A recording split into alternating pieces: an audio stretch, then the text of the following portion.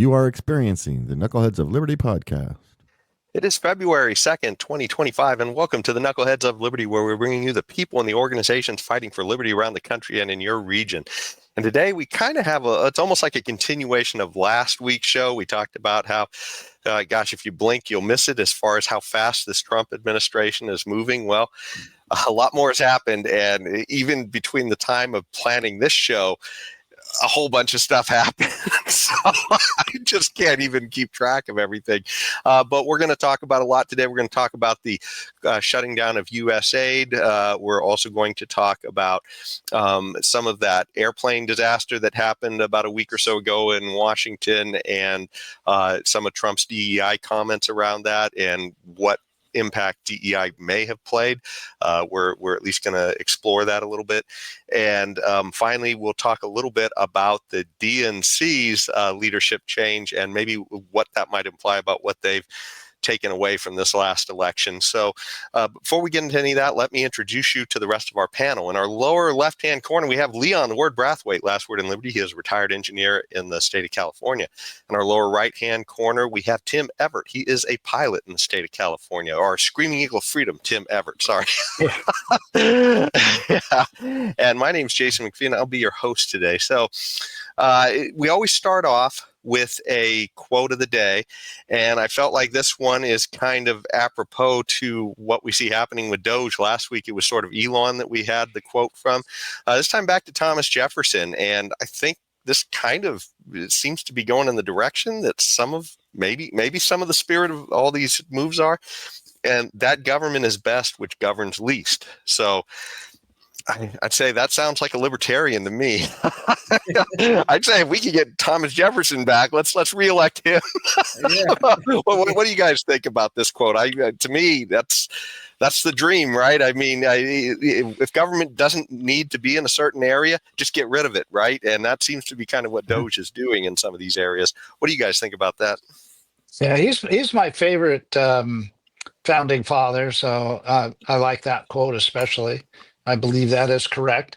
And I also believe that my computing device here is showing a 17% battery. And if I don't plug it in now, by the end of the show, it'll be at a minus 4%. So I'm going to go get a plug-in. I'll be right back.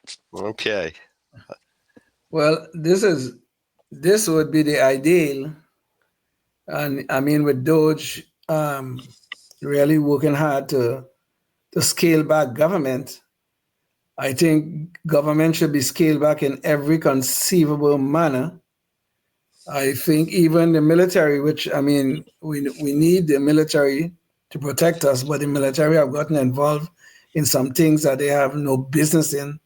So yes, we need a government that governs least. We really do. And I hope to God that the DOGE, under the leadership of President Trump, we will get there, I hope. Yeah. And it's amazing to me, how fast these guys are moving. I can't emphasize that enough. As I started to put together the topics of this show yesterday, and suddenly all this news about Israel had broken out, and the idea that maybe Trump has some sort of new direction with Israel. I mean, it's just blinding speed that all this is happening with. So, I mean, I'm just absolutely astounded with the speed of this administration. I don't think we've ever seen one move so fast. I mean, certainly when Joe Biden came in, there was a lot of executive orders like canceling the Keystone Pipeline and such. So, and I guess, there are, a fair amount of executive orders once those presidents get in there and nowadays. But that was kind of it. He had some executive orders and he sort of disappeared, is sort of my recollection. Sure. On some of but I think Trump in the last Trump in the last 2 weeks, which is the length of his new presidency, signed more executive orders than I think any president in history, quite frankly.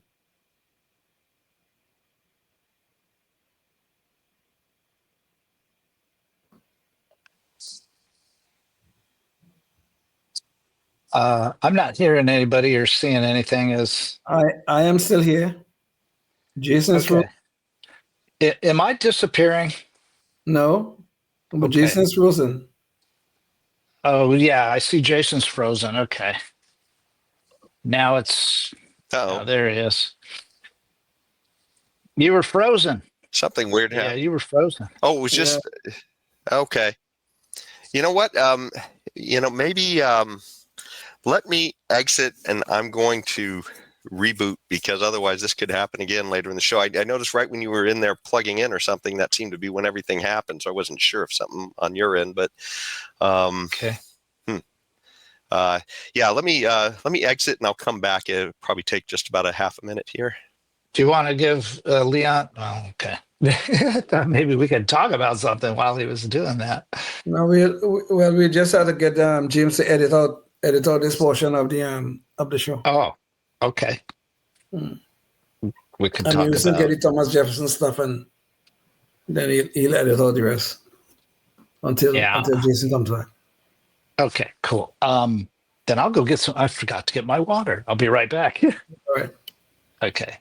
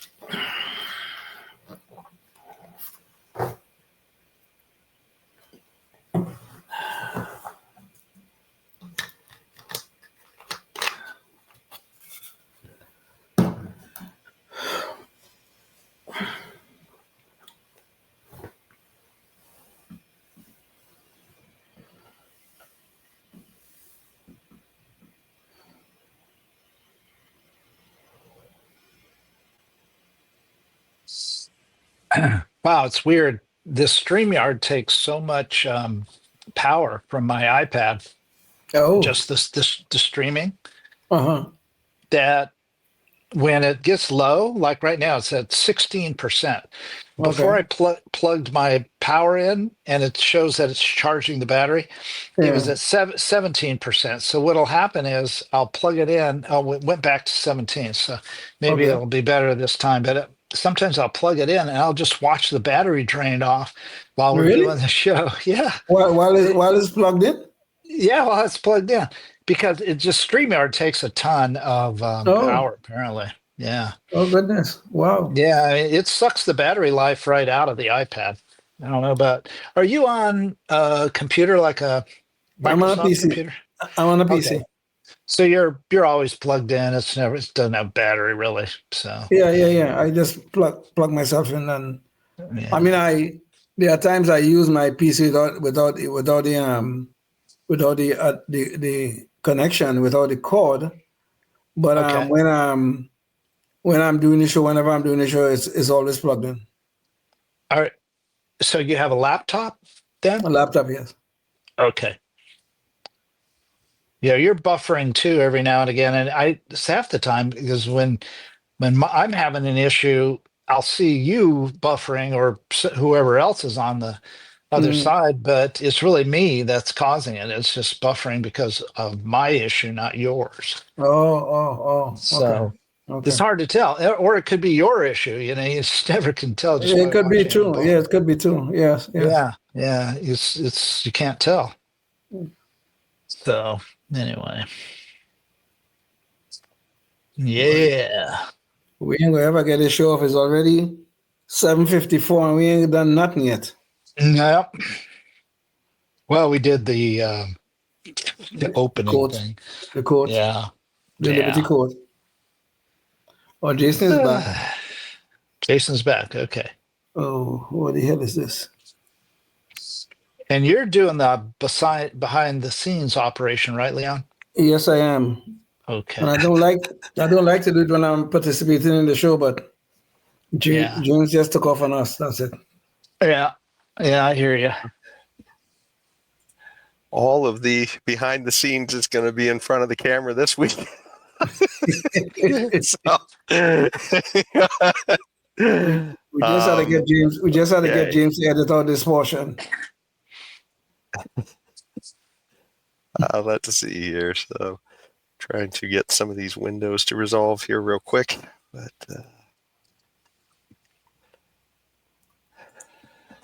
okay. So where we were at, well, we had gone through our our quote of the day. So we're just about to get into the first topic, which is, and so I guess this would be a good place if they edit it for everything to disappear into imagination land. That's happened for the last 4 or 5 minutes. But as we get into the U.S. aid issue, so Leon, maybe you could. Oh, I've got to share screen here. Hold on a second.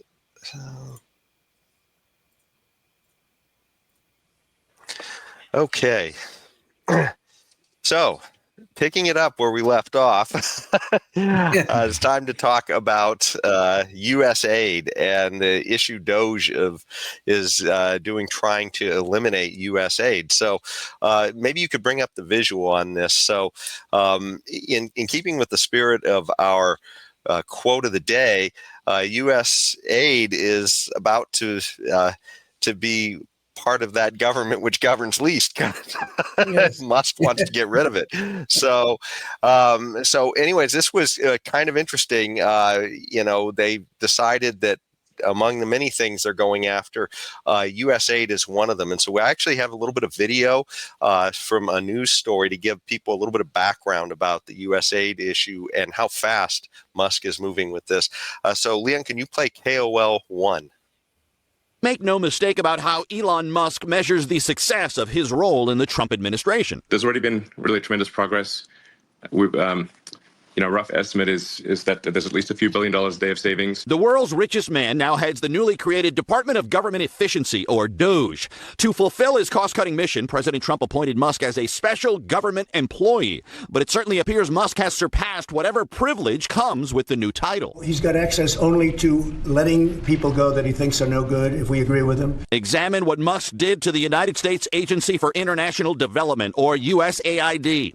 He shut it down. His staffers told employees to stay home. As we dug into USAID, it became apparent that what we have here is not an apple with a worm in it, but we have actually just a bowl of worms. So USAID is just a ball of worms. But it's not just that they're moving fast. I mean, there is some opposition to this, and I think the next clip will show a little bit about some of the opposition that's starting to build up with the Democrats. So, Leon, can you play KOL 2?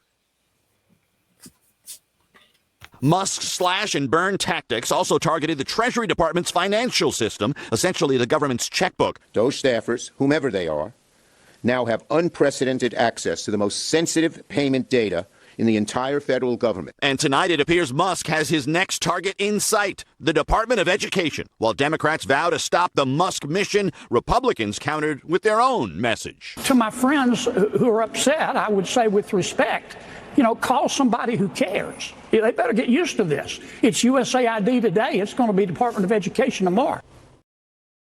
And with respect to U.S. aid, just to give you a little bit of background on that, of what it is they do, it's a whole myriad of different things where money is just seeming to be going around for random things around the world. And the White House press secretary, Leavitt, recently had this to say about it. So, Leon, can you play KOL 3 so we can hear what things they're eliminating? Seems like all common sense has been lost in this city, and that's what you see when you look at USAID. I know Secretary Rubio made some comments about how he will be acting as the director over that agency. And here's the reason why Elon Musk and others have been taking a look, because if you look at the waste and abuse that has run through USAID over the past several years, these are some of the insane priorities that organization has been spending money on. $1.5 million to advance DEI in Serbia's workplaces, $70,000 for a production of a DEI musical in Ireland, $47,000 for a transgender opera in Colombia, $32,000 for a transgender comic book in Peru. I don't know about you, but as an American taxpayer, I don't want my dollars going towards this crap. So it's a myriad of strange things, including also too just some soft influence peddling around the world as well, which it just seems to me like, gosh, this seems to be fat. I mean, if there was anything that we're wondering, what is it that our government's doing that it shouldn't be doing? This seems to be it, right? It doesn't seem to have anything to do with putting out a fire in my neighborhood or getting better drinking water in my neighborhood or anything. This is like crazy. What do you guys think about this? This is seems to be a good start for Elon. Well, listen, they also gave quite a bit of money to Politico. I don't know why, but Politico is one of those very friendly organizations that never saw anything wrong with Biden. So you got to wonder why, because they had this big subscription with them and all the kind of stuff and things. So the whole thing about it is that we give our hard-earned dollars in tax payments, we give to the federal government through the IRS. And for God's sake, we barely know what the hell these people are doing with our money. I mean, sure, we know some big things. They spend on the military, they spend on Department of Education, they spend here, they spend there. But then when we get down in the weeds and find out some of the outrageous things that they are spending our money on, I think it's time for somebody to take a sledgehammer and go to work on getting to first of all, understanding what they are spending their money on, and then getting rid of these disastrous things. Only that which is necessary should remain. My biggest issue, and that's a great point. Yeah, I'm against all that waste, fraud, and abuse stuff going on over there. Bill Kristol getting that guy, all his money he was getting, like, for what, Bill? You're just dumb as a rock. You're wrong on absolutely everything.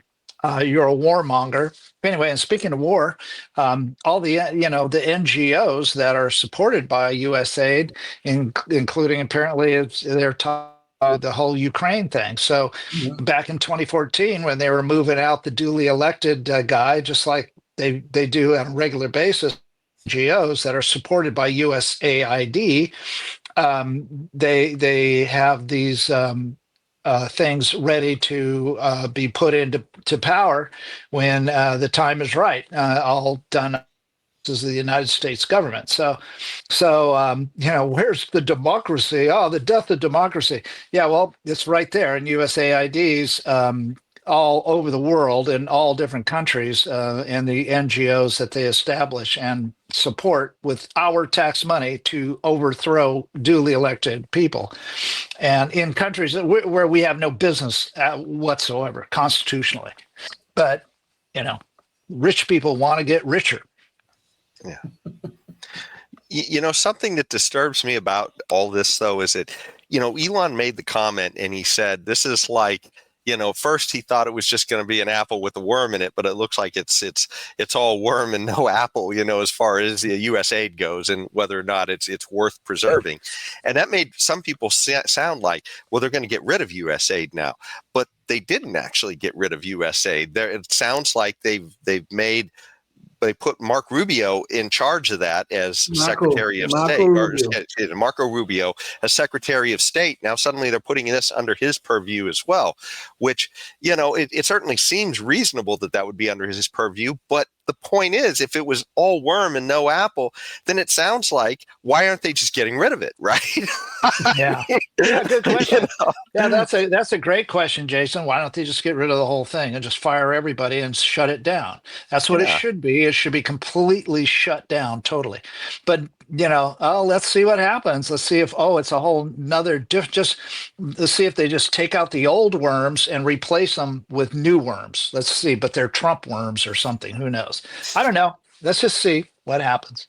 Well, I think the goal is, and I think this is what they're trying to do. They move USAID from where it was to the under the auspices of the State Department. But I think their intent is to streamline the whole thing and hopefully streamline it in some manner that will last beyond the Trump administration. I don't know if they plan to get rid of it entirely, but I think there are a few things in there that they might try to preserve, I think. But whatever reforms they do, the whole idea is that it will outlast the Trump administration. That is the intent. This is the problem, though, is that I'm sure that when they initially proposed having this organization, USAID, they didn't say because we desperately want to fund transgender comic books in Peru or wherever it is. That wasn't the justification for the department, right? I mean, the justification probably had something to do with like feeding starving children somewhere or something like that, right? They say it was development, trying to foster development in foreign lands in developing nations. That was their main goal. But go ahead. Sure.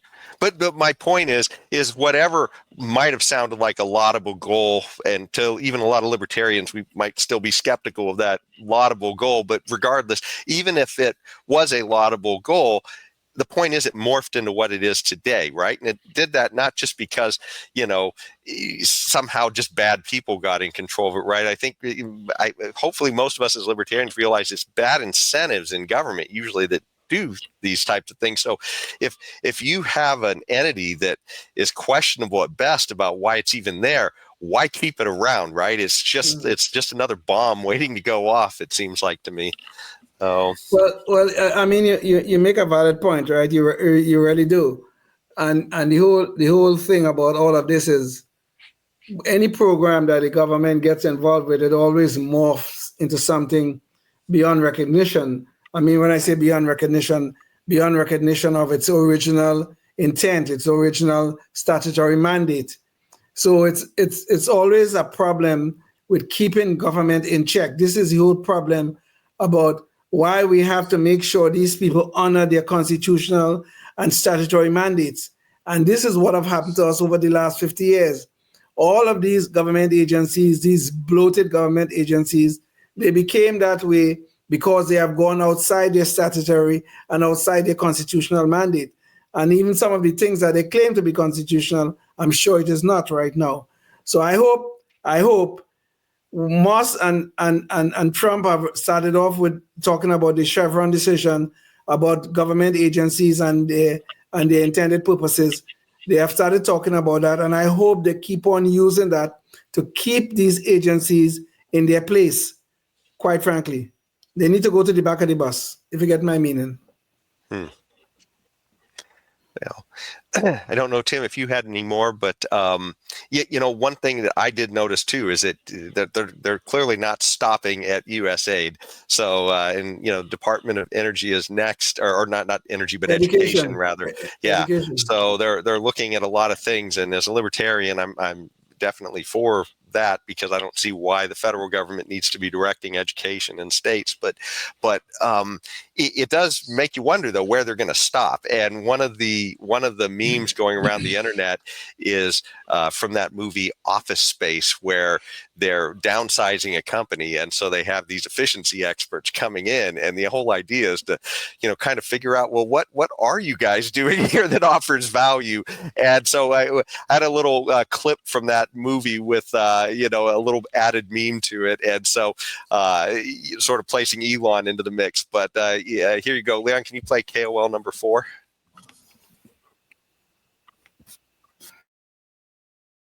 What would you say you do here? I have people skills.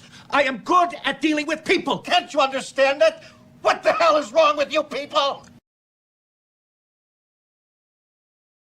Oh, I have a feeling that this meme has sort of been going around, but I think this is coming for a lot of government agencies. So if you find yourself working for the federal government, you may be getting that question at some point. Yes, what exactly is it you do here?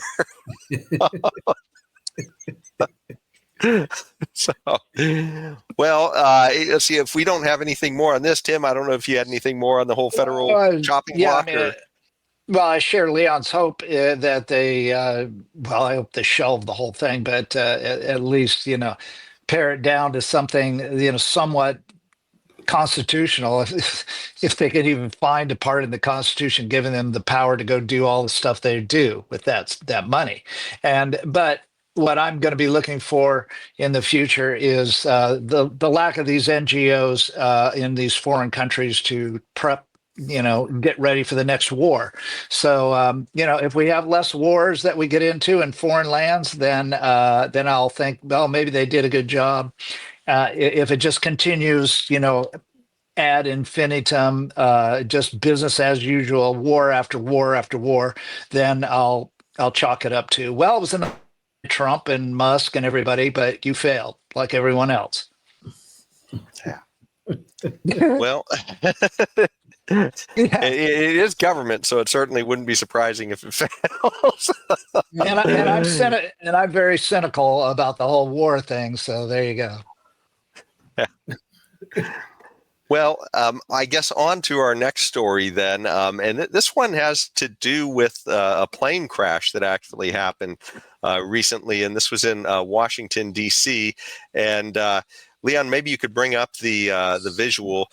So there was a let's see, this Tim, I can't remember exactly when the plane crash happened, but I'm sure it'd probably be more. It looks like January 29th is when it happened. So this is about a week ago, I guess. Yeah. But essentially, we had an airplane, a passenger airplane with over 60 people on it, and it was landing at Reagan International Airport in Washington, D.C., and it wound up crashing into a Black Hawk helicopter, or the Black Hawk helicopter crashed into it, depending upon your perspective, I guess. But either way, it was bad for both of them, and nobody survived. Everybody died in the event, and that has everybody looking now for reasons why.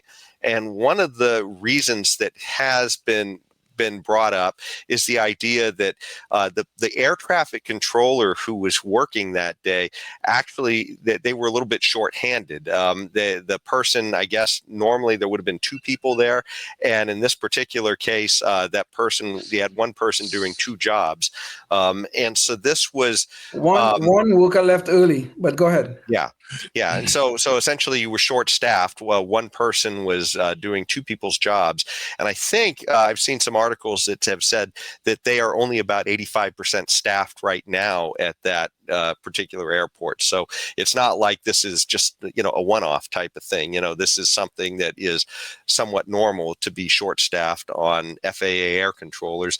But one of the possible reasons that has come back, and this was mainly brought up by Trump.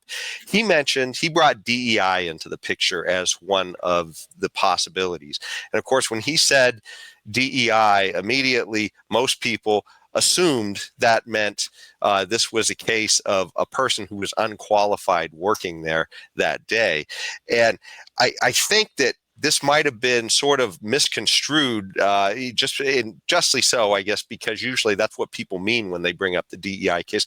But this is kind of an interesting case because what happened was apparently during the Obama administration, they had tried to change the hiring rules, and they got into this whole kerfuffle of I guess, bureaucratic issues on hiring people because there were a lot of challenges and other things like that went to those rules.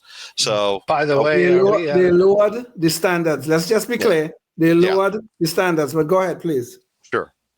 I was just saying, so are we at the 28-minute mark, or is that based on? I wouldn't worry about it this time because it's going to have to be edited again, Tim. So, yeah. Okay. All right. Yeah. All right. Yeah. I'm sorry, Leon. I didn't mean to interrupt. I thought we were. It's fine. It's fine. It's fine. Yeah. Okay. But anyway, so this was kind of an issue, and so we have some. I guess there's a few stories now that have come up on this where they've talked about the FAA's hiring practices, because back during the Obama administration, I guess you had some issues with, I believe it was a particular group of, I think it was a black air controllers, or I can't remember what they call them, the National Board of something. We'll probably see it later in the story, I guess. But they had lobbied the Obama administration, so they changed the standard to put in this new sort of a personality test that wound up coming in. You call it a biographical test, but go ahead. A biographical examination, yeah. And it wound up screening out a lot of people that might have otherwise gone in. And then there were, of course, challenges to this rule, and that froze up the whole process. And so apparently there was sort of, I guess, a scarcity then for a period of time where they didn't have enough. And that's been apparently working its way through the system for a while with all these lawsuits. So we actually have some video Fox investigation from this back in 2014, I think it was. And so that's let's start looking at this, because they really get into some details here where they talk about the impact of these changes. And so we've sort of broken this apart into bits, and we'll just go through the bits one at a time here. So Leon, maybe you could bring up KOL 5.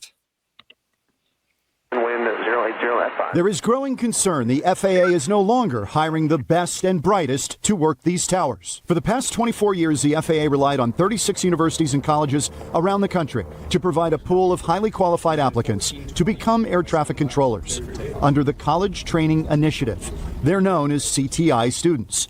Arizona State University has produced hundreds of them, top-notch, highly trained candidates ready to work these towers. I have 2 degrees, bachelor's degree in aviation management and bachelor's degree in air traffic control. Andrew Brigida graduated from ASU last year, ready to embark on a career as a controller, when suddenly in January, the FAA announced it was changing its hiring process.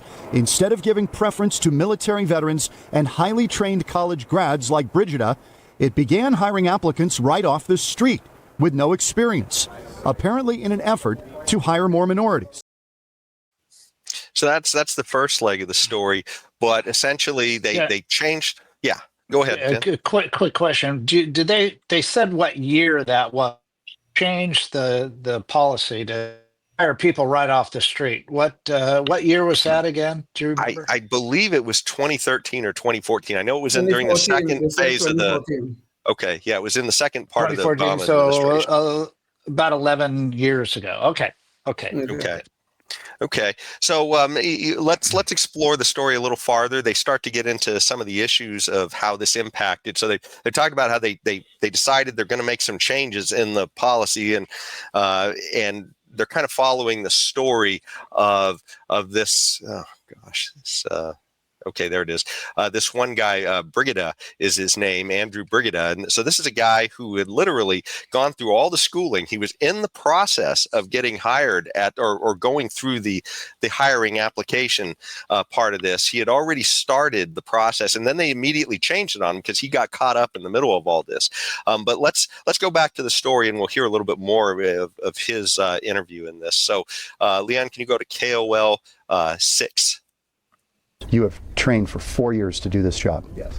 And suddenly the government announces, forget all that. We're going to hire off the street. Does that make any sense to you? Doesn't make any sense to anybody. For 22 years, the FAA primarily screened air traffic control applicants using a rigorous exam called the ATSAT. Brigida aced the ATSAT. Fellow ASU grad Aaron Hogan scored 99.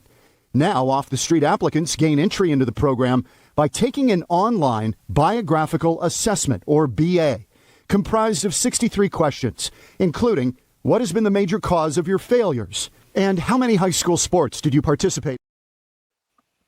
So, and I've heard some other people talk about that test as well. And apparently some of the questions are even asking if you did poorly in your science classes, and apparently you get more points if you did poorly in your science classes. So these questions were absolutely antithetical to what you would think you would be testing for in this position, but it was literally something they did to try to balance out the number of people going through the process, as far as to screen some people out and screen some people in. So, he's. Whoa, Jason, let's be clear here. When you say balance out, what do you mean? You're talking quotas, aren't you not? That's what they were trying to do. Yeah, I'm not saying I'm trying to do it. I mean, this is what these guys are trying to do, right? But clearly this was an issue because they didn't feel like the numbers were coming out. And we've seen this with Harvard admissions and all these other types of places too, where they don't like what the results are. So they just change the metric in order to see if they can get a different mix of people going through it. So let's jump back into the story a little bit, and we'll hear a little bit more about where their investigation went. So Leon, can you go to KOL 7? I really was confused as to what they were looking for. Some of the questions were really dumbfounding. Bill, as we will call him, is not a student. He's a 30-year air traffic controller who's worked in some of the busiest airports in the nation. He and other controllers concerned about the FAA's changes in hiring took the biographical assessment. I went on there as a applicant. They never asked for a social security number. I filled out a profile on the website, And you could have been taking it for someone else. Oh, absolutely. And what did you discover?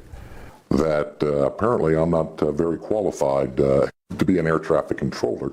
I failed the exam. A veteran air traffic controller and dozens like him failed the biographical assessment. How is it possible that a guy who's been landing airplanes for 30 years can't pass a test?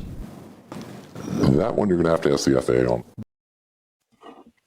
So, right away we see even qualified people that qualified just by the fact that they've been doing it, right, are having trouble with this biographical assessment.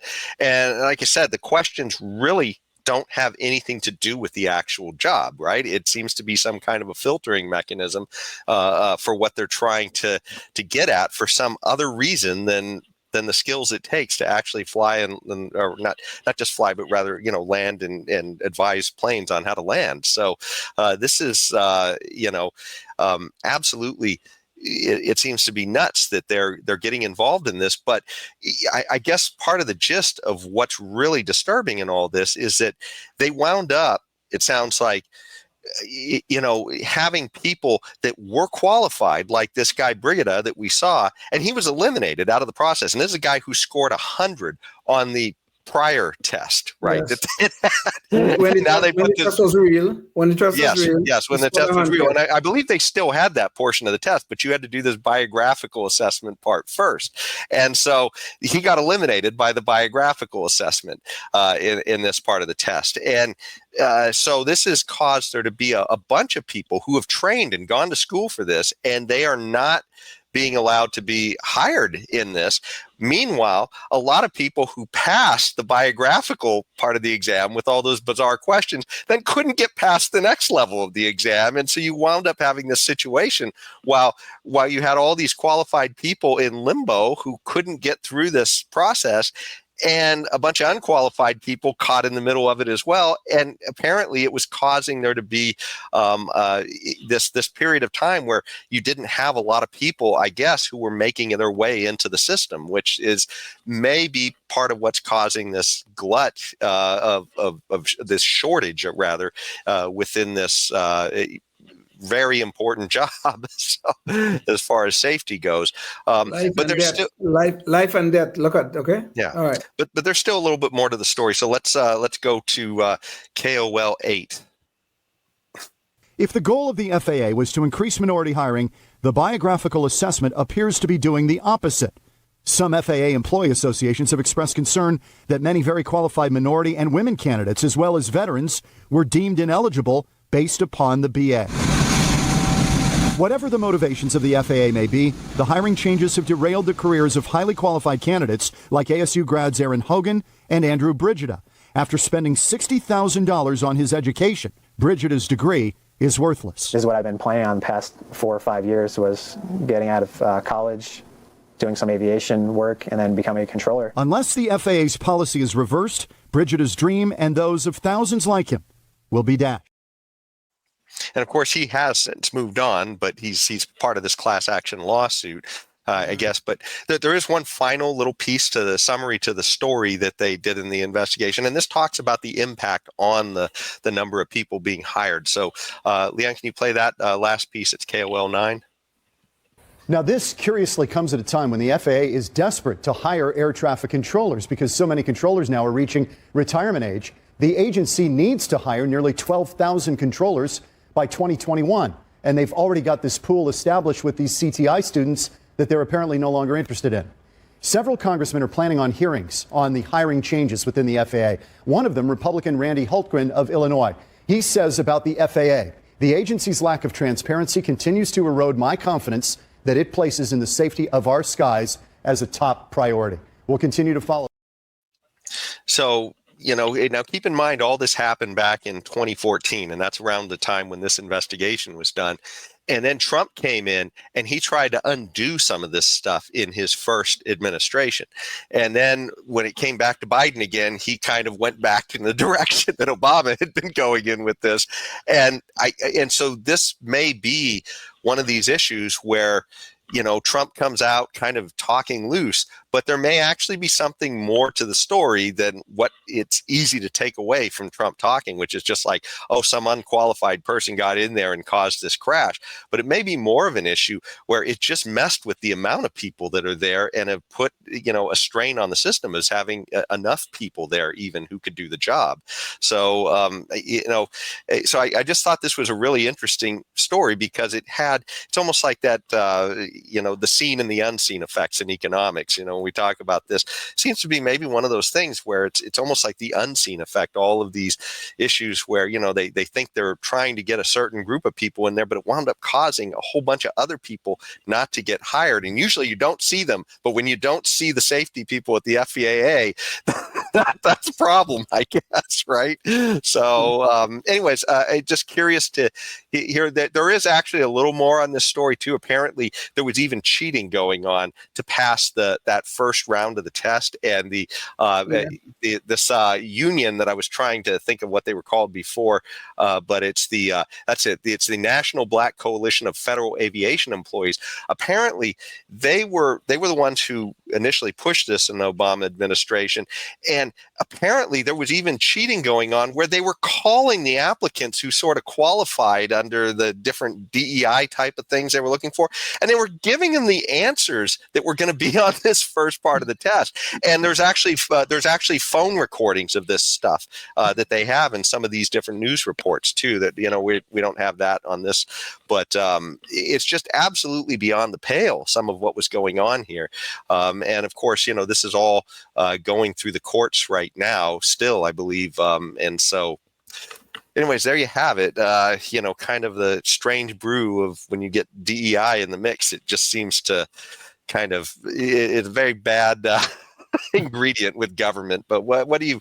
I'm just curious to hear your guys' thoughts on this, because this is a little bit different than the normal DEI story, I think. It is. Tim, you can go. Okay. Yeah. This is news to me, believe it or not, because in spite of the fact that I get told what to do, where to go, when to do it, and how high, what heading, what speed, and all this other stuff by air traffic controllers on a daily, every day at work basis, I was unaware about all these different tests and all this nonsense. So for sure, you have a program set up, and if it ain't broke, don't fix it. And the only reason they're trying to so-called fix it is to include people that otherwise never would qualify for the job, or would what in aviation, you want people, both pilots and air traffic controllers, that always wanted to do this. You don't want somebody off the street. You want somebody that's been through a program. Same thing with mechanics working on planes. You want somebody that's always wanted to do it, always liked planes, built model planes, did this, and had remote control planes and things like that they were interested in, worked on engines and stuff, mechanical aptitude. You don't want to get people off the street.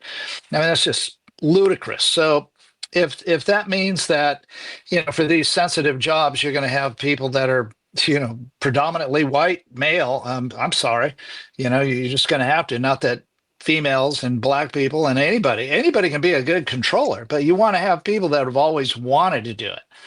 And anybody can be a good pilot, but you always want to have people that have always wanted to do it. And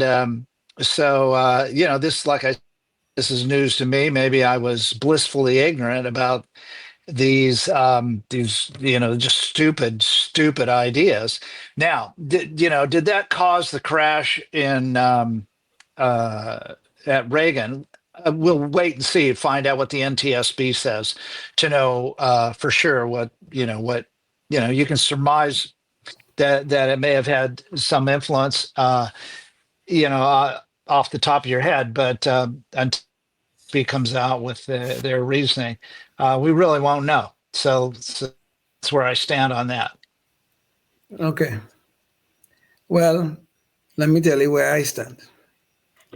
You see, DEI, they used to call it quotas, they used to call it affirmative action, and now they have this nice, glorious name, DEI. it poisons everything. It lowers morale. It lowers competence.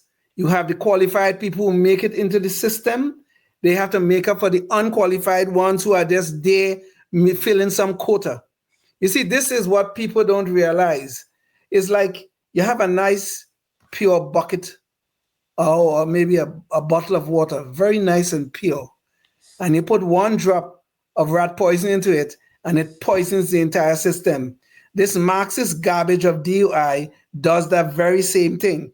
It puts strain on the system.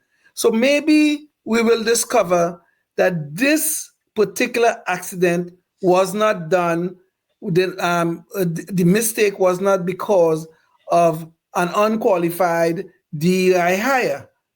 But DEI in and of itself strains and poisons the system.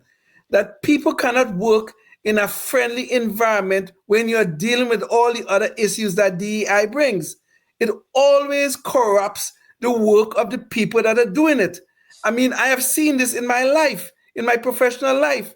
We have people right now, as we speak, at the California Energy Commission and other agencies, holding engineering positions, being paid engineering salaries. And you know what their degrees are in? In government, in political science. They wouldn't know an engineering equation if it bite them in the nose and bite them in the ass. But they are there, being as incompetent as you could imagine. And this been going on for years. So maybe we may say, well, oh, the DEI hire didn't cause it. All right? Maybe we can say that. I don't know. But I am telling you, DEI poisons the system. And if you look at this issue of the shortage, why do you think there are shortages? Because the FAA can no longer attract truly qualified people because they always have to be filtered through all of this. Oh, God, we got to get this biographical test. Imagine that you have this example. This guy, 30 years on the job, apparently a very competent guy, but he can't pass the biographical test. So anybody like him going to get screened out. We have military people probably going to get screened out who have been doing this sort of work. DEI poisons the system and sometimes kill within the system. Well, it's funny, too, because I had mentioned it before, but we saw something similar happen with Harvard admissions, and they went in front of the Supreme Court. And so during the discovery, there was some of the documents that they used to as evidence that this was happening. Apparently, Harvard had developed a whole new metric because the other metrics weren't giving them the mix they wanted. And so they developed this metric, and it had something to do with personality again. And somehow they determined that blacks and Mexicans scored the highest on that, while Asians scored the worst. And of course, and then whites the next worst. Of course, this is exactly the opposite of all of the other criteria that it was allowing them that they were using to get in an admission. So it was sort of like something they could use to balance out the numbers, right? And in order to get to whatever their objective was, which obviously was a certain type of racial mix that they were looking for. And that seems to be kind of what they were doing here with this particular test, right? Because it had nothing to do with the 4 years of college that one guy went through in order to get the case. It was to get some guy who'd been sitting on his couch and saying, yes, you too can make $140,000 a year, helping to guide airplanes. just show up and take this test and we'll see. This is just the problem, Jason. I'm sorry, maybe I cut you off. I'm sorry. No, that's okay. Go ahead. Okay. But you see, this is just a problem. The FAA has a core mission. This is keeping the skies safe, landing planes and having planes take off as safely as possible. But instead, their core mission became, we got to get the right racial and ethnic. We got to get the right mix. And that somehow or the other is going to make us better in managing the safety of the skies. Don't you see how absurd that becomes when your mission becomes getting the right numbers rather than landing the plane and taking off the plane safely? when those two conflicting things are there and they are focusing on those numbers, what you think is going to happen? Shortages are going to happen, incompetence is going to happen, moral is going to go down, and we may end up with a crash sometime. Mm-hmm. It's perverse incentives. So, there you go. But it does. Part of the reason I wanted to share the story, though, is because it is kind of it isn't completely intuitive, right? And that this is not that you would necessarily not get the best applicants, but it's the issue that the idea that this may cause a lot of friction within the system that is somehow causing unintended effects. I mean, just not even having enough people, right? And if you were to search for this story, and that's part of the reason why I was a little bit shocked by this, but if you search for it, almost every story that you look for, you're not going to find this. You're going to find, oh, we looked at the exact guy who's working today, and he wasn't a DEI hire or something like that, right? And therefore, it's not a problem, right?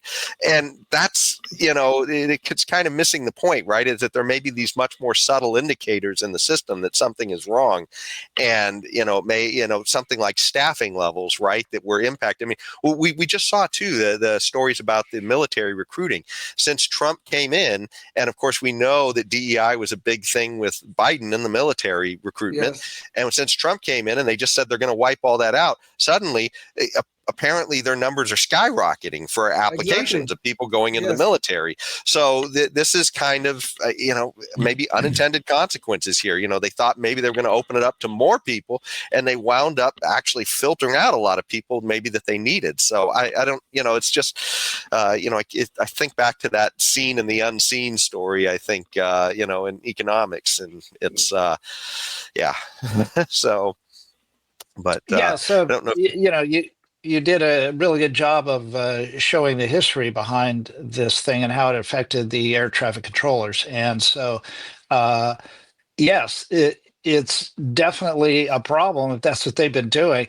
You don't hire people on the basis of that stupid test, that BA test. You hire people based on their training and their testing on the subject matter, not this nonsense. Okay, so right off the bat, they need to throw that whole thing out. I don't care what they find out about this one particular accident. Now, you asked me about one particular accident, then, I don't do much surmising. I don't point fingers like a armchair quarterback. But if you look at this whole thing in general, and there is no doubt that is not the way to go. That DEI thing is not the way to go on these kind of jobs specifically. And you could probably say it in general too, but that doesn't stop the government from being completely inept, incompetent, and stupid beyond belief. And that's just what the government does. Okay. And so, you could say, well, when the stakes are high, when people's lives are at stake, you got to throw out all the stupidity that we normally would do in the post office and the Department of Education, et cetera, et cetera, et cetera.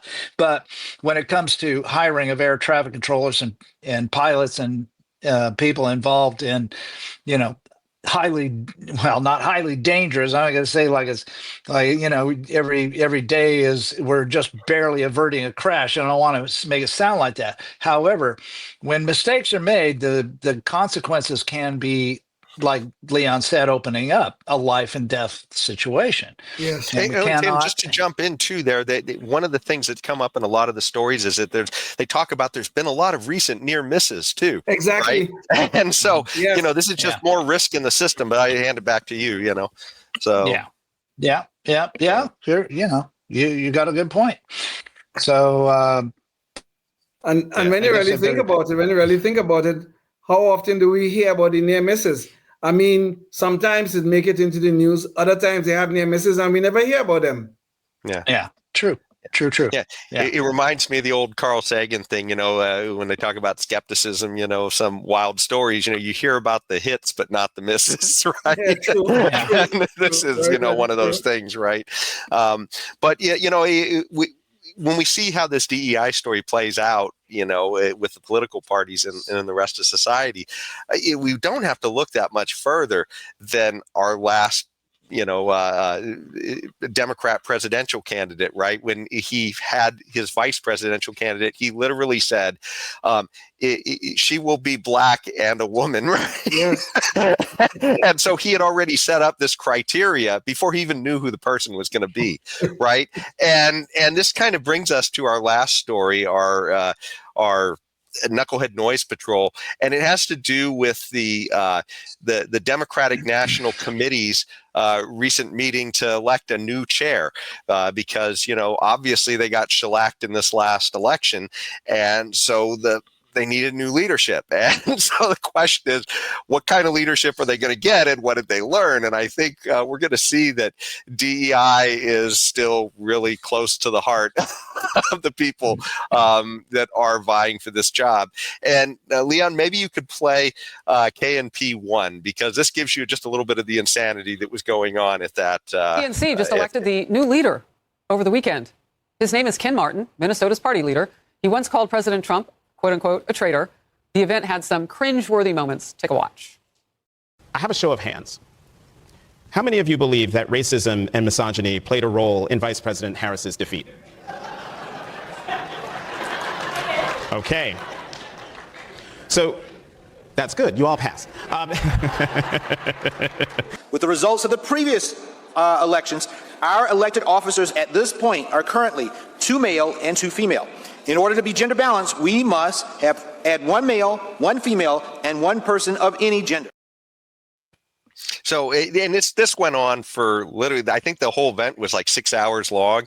And I saw some of the highlights. This is just a very small sample of that, because they had a land acknowledgement, apparently, that they do in these things, where they talk about how the land that this event is happening on was not always owned by us. It was owned by Native Americans. Then they even had somebody come in. Indigenous people's lands, yes. Yes, and then they even had somebody come in and speak in another language to that.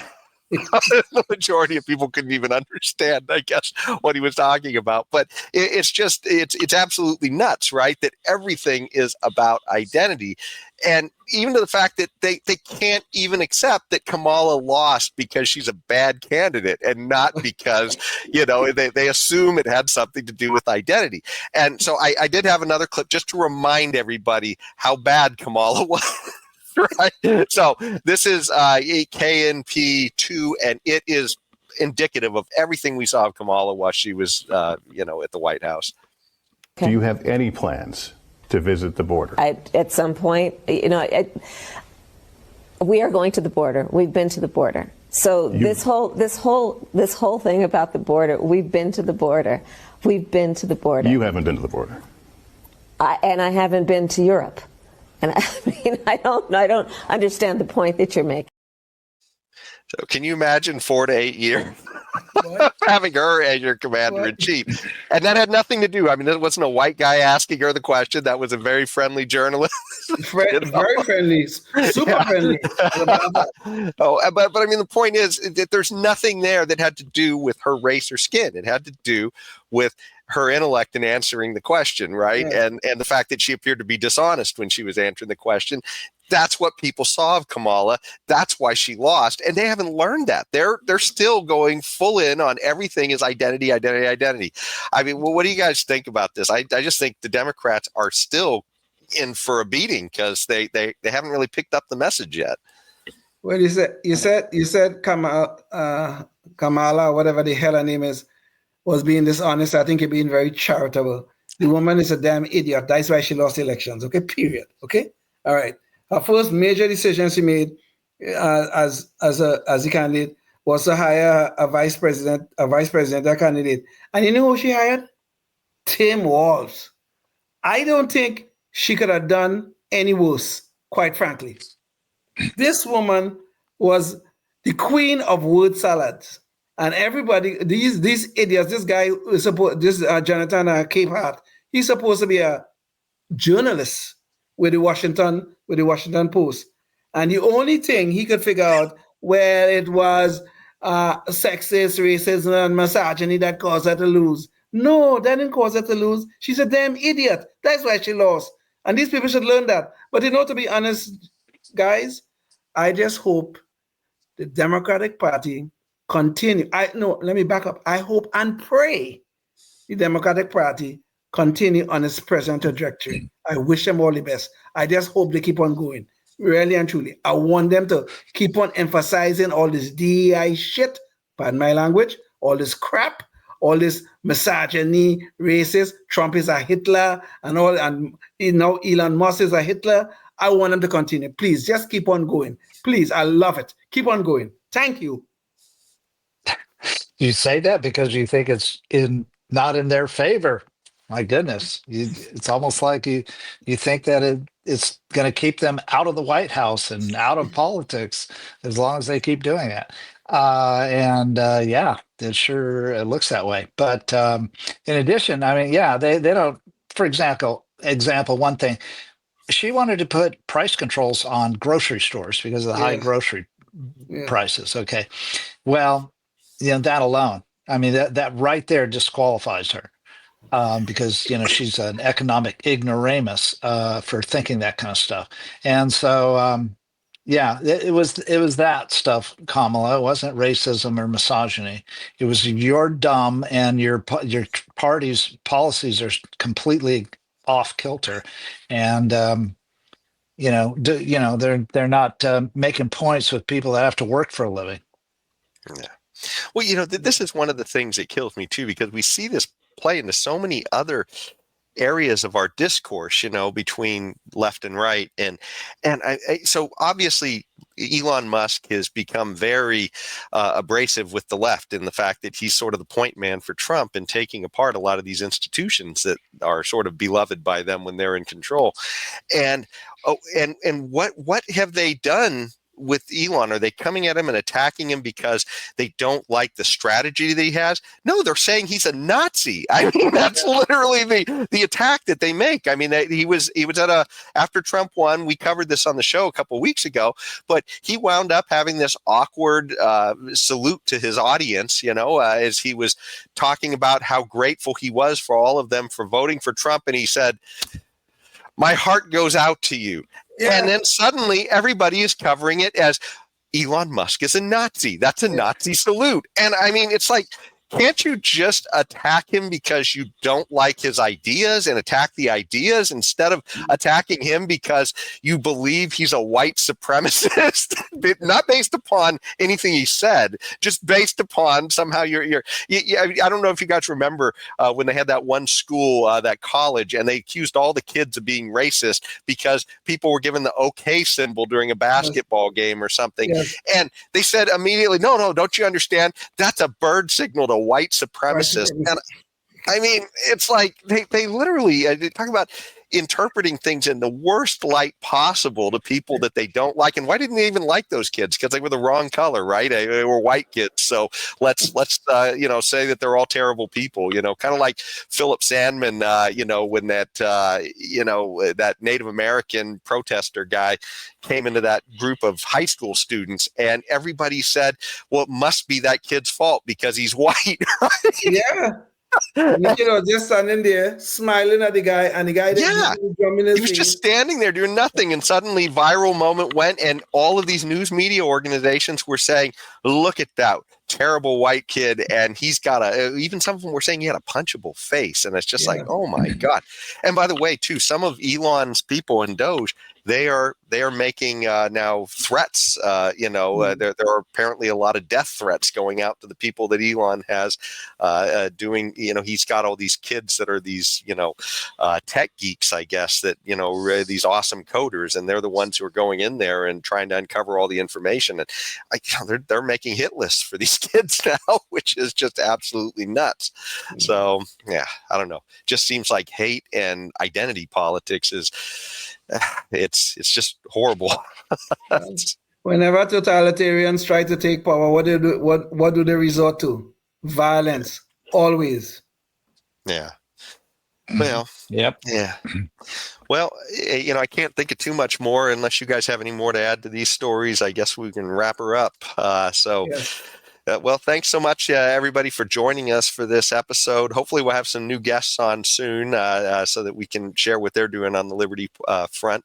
But until then, think about what you can be doing in your own community to try and advance the ball for liberty, because I tell you, there are all these people they got their eyes set on taking away your liberty. So until the next time, stay tuned and stay free. Oh, yes, indeed. Life, liberty, and the pursuit of happiness, always and forever. Thank you for listening to the Knuckleheads of Liberty podcast.